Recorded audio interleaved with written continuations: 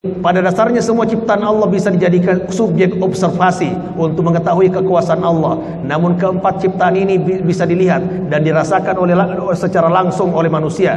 Dan perhatikan seorang badui, orang kampung biasa ini, orang kampung, dengan kecerdikan akalnya dapat menyimpulkan melalui pemandangan yang disaksikan oleh mata kepalanya sendiri, yaitu onta kendaraannya, langit yang ada di atasnya, gunung-gunung yang terpampang di hadapannya, dan bumi yang menjadi tempat berpijaknya, bahwa terciptanya semua ini berkat kekuasaan penciptanya. Dia tiada lain adalah Allah Subhanahu wa taala yang Maha Besar, yang Maha Pencipta, yang menguasai dan yang mengatur semuanya, dan bahwa tiada Tuhan yang berhak disembah selain Dia, karena Dia punya kekuasaan. Makanya perhatikan teman-teman, mengapa Allah sering kali mengatakan dalam Al-Quran Alhamdulillah, ada 5 surat ya, ada diawali dengan Alhamdulillah, segala puji bagi Allah, karena Allah setelah itu mengungkapkan kekuasaannya. Kalau manusia mau dipuji-puji, apa kehebatannya coba?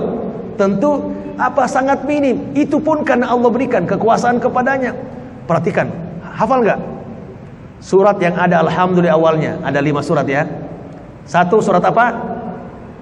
Al-Fatihah, Alhamdulillahi Rabbil Alamin. Yang kedua surat Al-An'am dulu, surat Al-An'am. Alhamdulillahilladzi khalaqas samawati wal arda wa ja'alal dhulumati wan nur.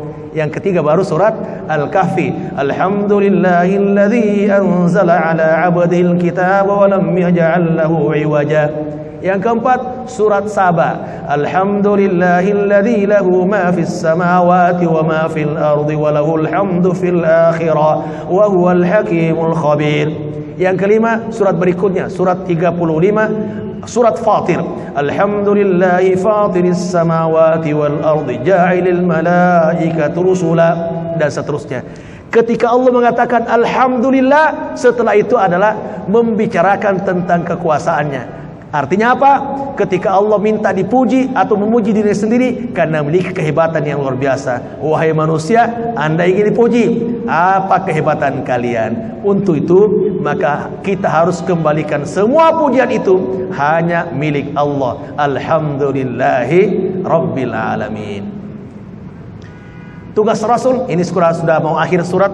Tugas Rasul adalah fadzakir innama anta mudzakir. Wahai Muhammad, wahai Muhammad, wahai Rasul utusan Allah, berikanlah peringatan, karena sesungguhnya kamu hanyalah orang-orang yang memberi peringatan. Adapun nanti dia tersadar tidak tersadar, itu otoritas Allah Subhanahu wa taala. Soal hasil itu serahkan kepada Allah. Tugas kita adalah hanya menyampaikan.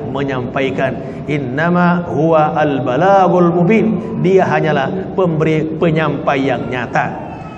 Lasta alaihim bimusaitir, kamu bukanlah orang yang berkuasa atas mereka. Tidak boleh memaksa mereka, karena Anda tidak punya kekuasaan atas mereka. Maka wajar walaupun berdekatan rumahnya dengan Rasulullah, Abu Thalib dan Abu Lahab tetap saja tidak bisa beriman kepada Allah Subhanahu wa taala.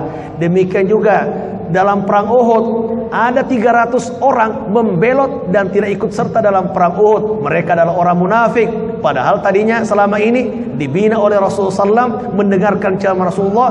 Dari 1000 orang hanya 700 yang bertahan bersama Rasul, sedangkan 300 orang kemudian pulang ke Madinah dengan alasan strategi Rasulullah kemudian keliru. Akhirnya mereka pulang karena mereka adalah orang-orang munafik. Apakah Rasulullah bersedih? Tidak, karena tugasnya hanya menyampaikan. Adapun nanti hasilnya seperti apa diserahkan kepada Allah.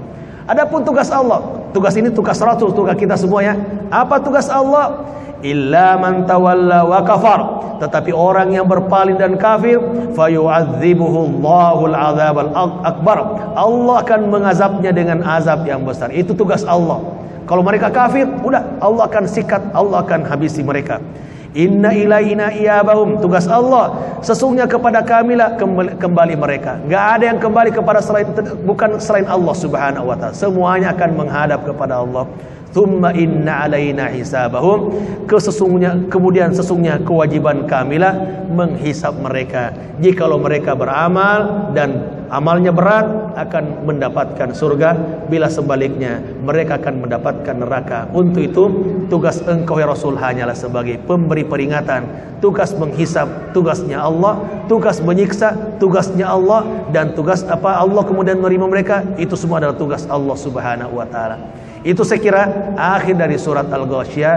Semoga saja kita ini berusaha untuk kemudian semakin menghayatinya, menggambarkan terkait dengan siksaan yang akan diterima oleh orang-orang yang tidak beriman. Itu makanannya makanan yang tidak enak, tidak menggemukkan, tidak juga menghilangkan lapar, dan kemudian minumannya adalah minuman yang sangat panas. Sebaliknya, bahwa ahli surga mendapatkan kenikmatan yang tiada tara, terus mendapatkan nikmat tanpa henti sepanjang hayat, dan hayat itu tidak akan berakhir lagi.